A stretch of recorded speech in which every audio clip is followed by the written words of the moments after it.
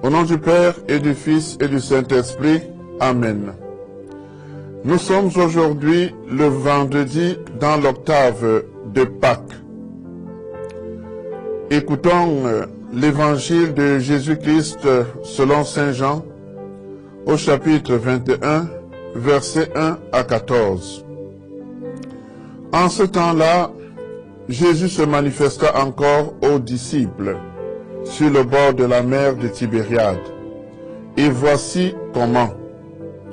Il y avait là ensemble Simon-Pierre avec Thomas appelé Didyme, c'est-à-dire jumeaux, Nathanaël de Cana de Galilée, les fils de Zébédée et deux autres de ses disciples.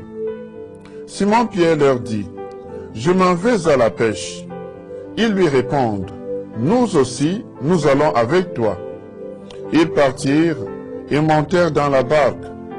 Or, cette nuit-là, ils ne prirent rien.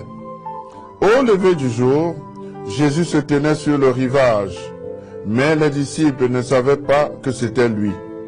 Jésus leur dit, « Les enfants, auriez-vous quelque chose à manger ?» Ils leur répondirent, « Non. » Il leur dit, « Jetez le filet à droite de la barque, et vous trouverez. » Ils jetèrent donc le filet, et cette fois, ils n'arrivaient pas à le tirer, tellement il y avait de poissons. Alors, le disciple que Jésus aimait dit à Pierre, « C'est le Seigneur. » Quand Simon-Pierre entendit que c'était le Seigneur, il passa un vêtement, car il n'avait rien sur lui, et il se jeta à l'eau. Les autres disciples arrivèrent en barque, traînant le filet plein de poissons. La terre n'était qu'à 100 de mètres. Une fois descendus à terre, ils aperçoivent disposé là un feu de braise avec du poisson posé dessus et du pain. Jésus leur dit, « Apportez donc de ces poissons que vous venez de prendre. » Simon-Pierre remonta et tira jusqu'à terre le filet plein de gros poissons. Il y en avait 153. Et malgré cette quantité, le filet ne s'était pas déchiré. Jésus leur dit alors, « Venez manger. » Aucun des disciples n'osait lui demander, « Qui es-tu » Il savait que c'était le Seigneur.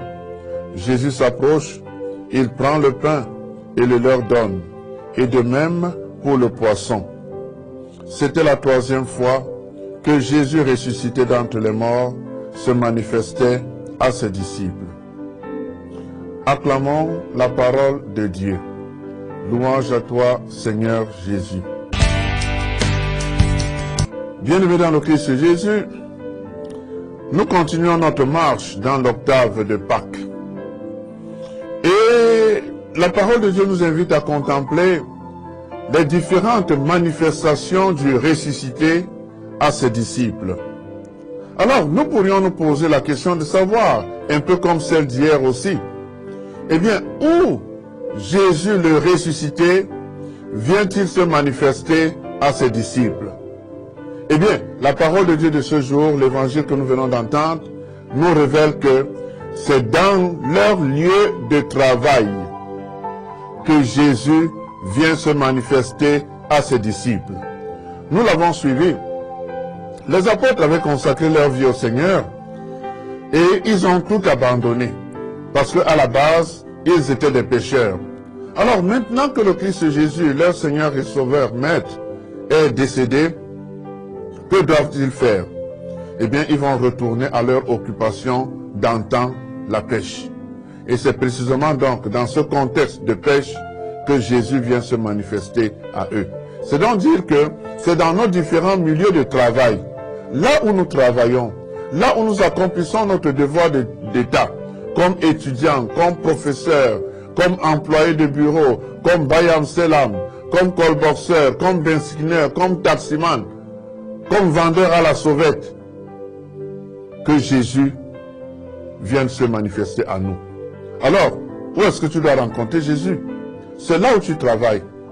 Quel que soit ton travail, ne le sous-estime pas, ne le méprise pas, ne le néglige pas. le travail que tu accomplis est le lieu où Jésus vient se révéler à toi. Seulement, il y a une chose qui s'est passée. Les apôtres étaient des grands techniciens, des spécialistes de la pêche. Seulement, l'évangéliste Saint Jean nous rapporte qu'ils ont passé la nuit, toute la nuit, sans rien prendre. Alors qu'ils maîtrisaient l'eau, ils maîtrisaient les techniques de la pêche, ils étaient en nombre suffisant, ils connaissaient tout. Curieusement, ils n'ont attrapé aucun poisson. Le matin, ils rencontrent Jésus et Jésus leur demande, est-ce que vous avez attrapé au moins quelque chose? Ils disent non, rien. Et Jésus leur dit, jetez le filet à droite. Ils jettent le filet à droite et ils attrapent une très grande quantité de poissons. En clair, Jésus le ressuscité est le seul qui soit capable de nous faire réussir là où nous avons échoué. Jésus est le seul qui soit capable de nous faire réussir là où nous avons échoué. Et si nous poussons même la réflexion plus loin, nous devons comprendre que pour réussir dans la vie, l'intelligence ne suffit pas. La sagesse ne suffit pas. Les moyens matériels ne suffisent pas. Les relations ne suffisent pas. L'expérience même ne suffit pas. Il faut aussi, et de manière absolue, la grâce de Dieu. Si la main de Dieu n'est pas quelque part, on ne peut pas réussir à 100%. On ne peut même pas réussir. Vous voyez, vous avez eu à le constater, il y a bien des personnes qui quelquefois ont échoué. Ils échouent tout simplement parce que ils ont compté uniquement sur les forces humaines. Ils ont compté uniquement sur leur expérience. Ils ont compté uniquement sur leurs moyens, sur leurs relations, sur leur intelligence. Et quelquefois, malgré tout cela, le Seigneur nous permet d'échouer pour que nous comprenions que la réussite dans la vie ne dépend pas que de cela. Et c'est même une leçon aussi d'humilité. Vous allez voir qu'il y a des gens qui pensent que dans leur vie, ils ne doivent pas échouer. Ils ne doivent pas rater. Non, tu peux avoir l'expérience qu'il faut, l'intelligence qu'il faut, la compétence qu'il faut. Mais tu échoues lamentablement devant une situation parce que le Seigneur veut te faire comprendre que la réussite ne dépend pas uniquement des facteurs humains. On a besoin de Dieu. Et là où nous avons échoué, en nous appuyant sur les moyens intellectuels, l'expérience, la compétence, Jésus est capable de nous faire réussir. À quelles conditions? Que nous lui obéissions. Jésus leur dit, jetez le filet à droite. Les apôtres n'ont pas commencé à dire, mais non Seigneur, on a peiné toute la nuit, on est très intelligent, il n'y a rien. Non, non, ils ont obéi et ils ont jeté le filet à droite. Et ils ont trouvé ce qu'il fallait trouver, une grande quantité de poissons. Jésus a dit, jetez le filet à droite. Il n'a pas dit, jetez le filet à gauche.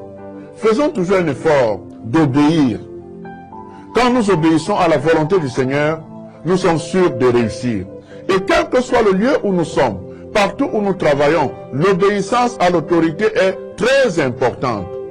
Obéissez toujours à votre chef hiérarchique. Dès lors qu'il vous demande de faire ce qui est bon. Si vous demande de faire ce qui n'est pas bon, ne le faites pas. Mais Jésus dit, jetez le filet à droite, et les apôtres ont jeté le filet à droite. Très souvent, nous sommes têtus. Très souvent, nous n'obéissons pas. Très souvent, nous émettons des conditions même devant le Seigneur.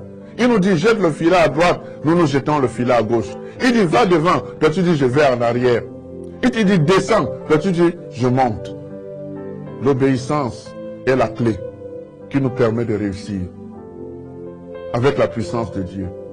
Là où notre intelligence, notre sagesse, notre expérience ont monté leurs limites.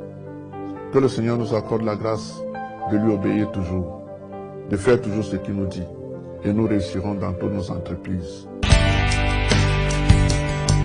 Dieu éternel et tout-puissant, tu as ouvert aux hommes le sacrement de Pâques pour les rétablir dans ton alliance. Accorde-nous d'exprimer par toute notre vie ce mystère que nous célébrons dans la foi, par Jésus le Christ notre Seigneur. Amen. Le Seigneur soit avec vous et avec votre esprit. Que Dieu Tout-Puissant vous bénisse, le Père, le Fils et le Saint-Esprit. Amen. Bénissons le Seigneur. Alléluia, alléluia. Nous rendons grâce à Dieu. Alléluia, alléluia.